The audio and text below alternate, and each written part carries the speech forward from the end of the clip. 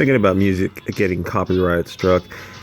You ever think that maybe Google has too much control over our lives? You know, people talk about non-governmental organizations, NGOs, taking control of kind of second and third world countries or having too much influence on those countries. I'm thinking, you know, Google is like almost like Big Brother now. It's kind of a little spooky. Anyway, this is a article on Zoe Quinn. I was looking into her today because of her getting hired at Marvel. She writes Goddess Mode with Robbie Rectum, I believe. So let's take a quick look. This is a long LOLCOW wiki article, and if you got a few minutes, it's hysterical.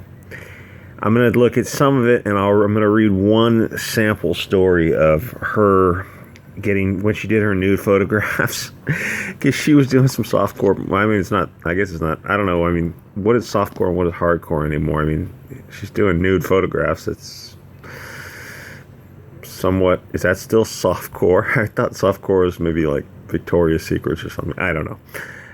I'm going to read that one story, but this thing is really long, and it's everyone who's had an experience with Zoe Quinn, government name Chelsea Van Valkenburg, from Saratoga, New York. Wonder why you changed your name. Chelsea Van Valkenburg already sounds like kind of a wealthy, I don't know, upper crust name. I probably would have kept it instead of my terribly ethnic names. Wow. She is an interesting character. Oh, everyone who had a run-in with her hates her. Just everyone who's had any business dealings with her whatsoever says she's just a complete sociopath. Nobody is speaking in her defense. She sounds like a truly, legitimately horrible person. Now, also, she sounds crazy. Sounds like something's wrong with her. So let me read a little bit of this without making the video too long. She once told me that the last really good relationship she was in broke apart because her boyfriend at the time found her journal in which she wrote about people she had recently effed. She then added that he had read the journal wrong, but it didn't matter after she explained because the trust was gone. One of her ex-boyfriends, who chooses to remain anonymous because she is a vindictive, evil person.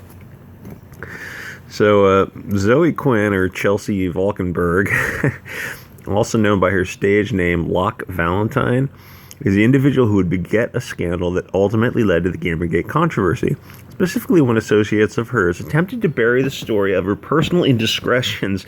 And does indiscretion mean a nice way for blowing reporters for positive reviews? And undisclosed relationships with many people in the indie gaming circuit. Is relationships another code word for anal? And video game press. Quinn's attempts to silence these facts would, ironically enough, lead to many of the accusations of bribery, collusion, corruption, intimidation, sensationalism not only being proven accurate, but of Quinn herself being provably guilty of the very behaviors she herself bemoaned and accused others of. Despite this, she created an anti-harassment task force, Crash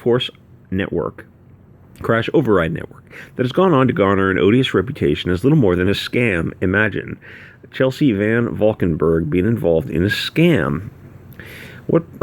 Why would you change your name to Zoe Tiberius Quinn? That's just, you're trying so hard. Stop it. What pushed her from simply a figure of note to a person of interest, a LOLCOW, recorded on this wiki, was initially her connection to other members of the modern professional victim brigade that sprung up as Gamergate got rolling. She has direct and indirect ties to dozens of other people of interest, including Brianna Wu, who unsuccessfully ran for Congress, Ryu Long, David Kellant, Nora Reed, Peter Coffin. He is on YouTube, I believe. He is a guy. It's just, I feel the cringe rising up inside of me. He's a dude who made an imaginary Asian girlfriend, except I believe he got busted because he used a photograph of his imaginary Asian girlfriend, and she's a real, I don't know, South Korean model or actress or something. And she eventually found out about it and came forth and said, "No, I'm not Peter Coffin's girlfriend." And it was so cheesily obvious because He would write under her name on his timeline, and she would say things just that very, very, very few women would say consistently, just like sexually graphic things about what a good lover Peter Coffin was. And if you look at Peter Coffin, he's just a fat soy boy, and no woman would get excited for him in any way whatsoever. Anyway, as time advanced and more evidence came out about her involvement in the scandal, it became increasingly clear Quinn was both actively baiting her own harassment online, of course, because there's no such thing as bad publicity. She wants eyeballs and Patreon money. Notably guilty of the same behaviors she savaged others for. And as the con leaks provably involved with attempts to blacklist, silence, and harm people who had been critical of her online. During these leaks, it was shown that she was involved with keeping many enemy dossiers on her clique's enemies and actively working to shut them down. This includes attempts to protect Sarah Nyberg, a known abuser of children who distributed illegal images of her, at the time, 8-year-old cousin on 4chan. Wow, she sounds like just a real quality buddy to have. Nyberg. Zoe Quinn, Vandenburg, is infamous for falsifying her own harassment in a fashion not unlike fellow professional victim Brianna Wu. Oh, she's another piece of work. Also similar to Wu, Quinn had inordinate levels of influence within the games industry and the press therefor, and was covered extensively by them due to her professional connections with them. Quinn's affiliations were such that wielded enormous amounts of indirect power. And what happened to her power now? Able to get social networking sites to lock down individuals critical of her and an army of followers willing to lie, threaten, dox, and harass on her behalf. Unlike several similar, if less graceful individuals, Quinn's use of them was substantially more sophisticated and well-organized, using her experience to turn her associates into a well-oiled machine with which to attack her critics. So was she like handing out blowjobs and anal? As time would go on, she became increasingly discredited publicly. Yes, she did. She would become more and more visibly unhinged, to the point of snagging several out-of-context screenshots from Paper Mario Color Splash and posing them in a way to make it seem like Nintendo itself was making fun of her. Nintendo doesn't know who she is. Nintendo immediately denied it, resulting in Quinn continuing to maintain, even in the face of all evidence, that Nintendo had wronged her. Even the most cursory examination of her history reveals a sordid past that Quinn had made clear attempts to distance herself from, including time as a stripper and nude model. You can look up her nude images on DuckDuckGo or Start Page. She looked good in the nude images. I mean, it's not her body that's the problem; it's her personality. She small breasts, but they're in a nice shape, if that matters to you. And kind of a big butt, if you like that. Multiple previous identities and a host of interpersonal drama sprouting up in her wake that many would consider the calling cards of a con artist. She also had a long and well-known history of trying to use personal information to gain power and influence. All evidence is that Zoe Quinn suffers from borderline personality disorder, if not antisocial personality disorder. She shows many of the symptoms and consistently has shown no remorse for her actions, even when caught lying or displaying blatant hypocrisy. Yeah, there are a lot of these weirdos on the left and a few weirdos on the right who do this kind of thing. They'll do anything to become a influencer. It's, I don't know, the Kardashian effect, I guess, kind of started by Paris Hilton a little bit. But actually, you look at the two of those things, and Paris Hilton actually turned out to be kind of an interesting girl. She does DJ, and that's like her full-time job, is being a DJ. But she also makes a couple records, and she can really sing. I mean, she's no Fiona Apple or anything, but she can actually sing and compose songs that are listenable. Kardashian tried to sing once. Oh my dear.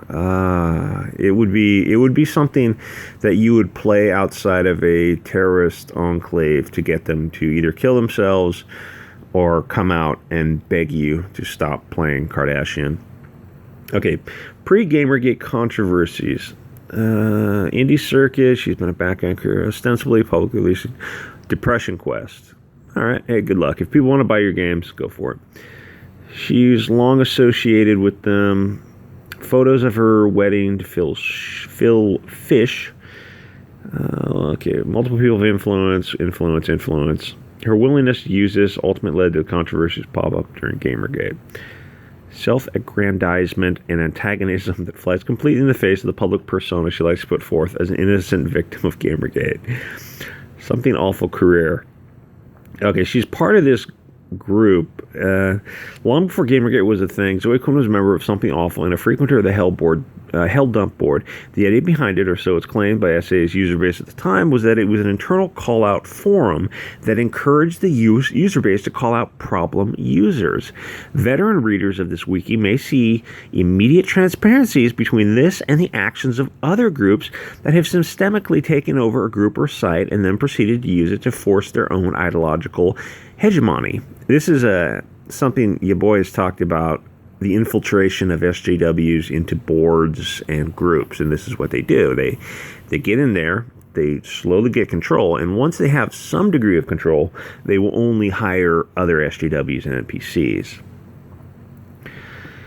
And then they will ban anyone who's a free thinker, and then because people like free expression, people like to hear different ideas, the sites will start losing money and eventually crash. And the NPCs don't think anything of it. They just move on to another site. They're basically parasites. So the subforum quickly blossomed into angry mob justice and doing far more than simply calling out other users. What started as an effort to drive child abusers off the site quickly turned into a de facto attempt to destroy anyone who an in-crowd of users did not like. And what followed was what usually does when such situations transpires. Subforum was openly attacking users offline, engaging in targeted harassment, death threats, attempt to sabotage livelihoods, i.e. talking to their jobs, trying to get people fired, and ultimately a casualty as the victims of Helldump's user base directly caused the suicide of one of its victims. Rather than show any sympathy, Helldump as a whole celebrated, bragging about a confirmed kill and congratulating themselves for a job well done. Finally, the leadership stepped in and deleted the subforum entirely. Quinn, Van Valkenburg, as it turns out, was a gigantic fan of this subforum and said board did nothing for her popularity on the site. Her long involvement with this sort of high-stakes personal politicking would serve her well later on, as many of Quinn's connections, she would maintain at least until 2014, would originate from her involvement with this subforum. Many of her associates are also fellow posters, a number of which were her partners in crime on the board. Gamergate was in full swing. Evidence of Quinn being a fan of the board, whose entire purpose was to dox and harass people, started to become known. This ran contrary to the narrative that she was a blameless victim, innocent of all wrongdoing. She tried to deny it through the internet, though the internet never forgets. Her time as an adult entertainer. You can see her pics online. When she was younger, she looked okay. I'm sure she's probably gained a few pounds since then. Get in focus. 10 years ago, 12 years ago, under the name Lock Valentine, she modeled for two softcore sites, Broken Dolls and Deviant Nation. Even in 2007, who's looking at images of,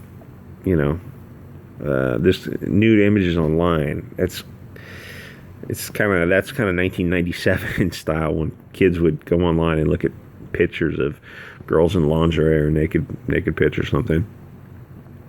She would go on to describe these appearances as porn and sex work. Yes, it's both of those. Why would you not describe? She would, less than a week later, on the same site, post an article explaining that she was planning to begin work as a stripper in New York. Okay. Years later, she'd gone to confirm that this was on her Twitter.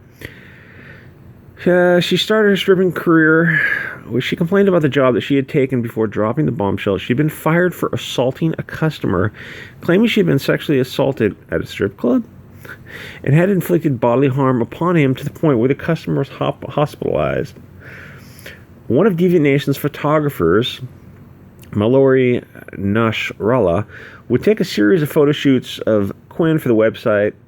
When Nasrallah learned of Gamergate and the ongoing campaign to silence discussion about Zoe Quinn's indiscretions, Nasrallah made Shala made public in a Facebook post her own experience with Zoe Quinn, which essentially elaborated that Quinn was not only one of the worst clients she had ever worked with, but was also psychologically unstable and willing to go to extremes to push an agenda.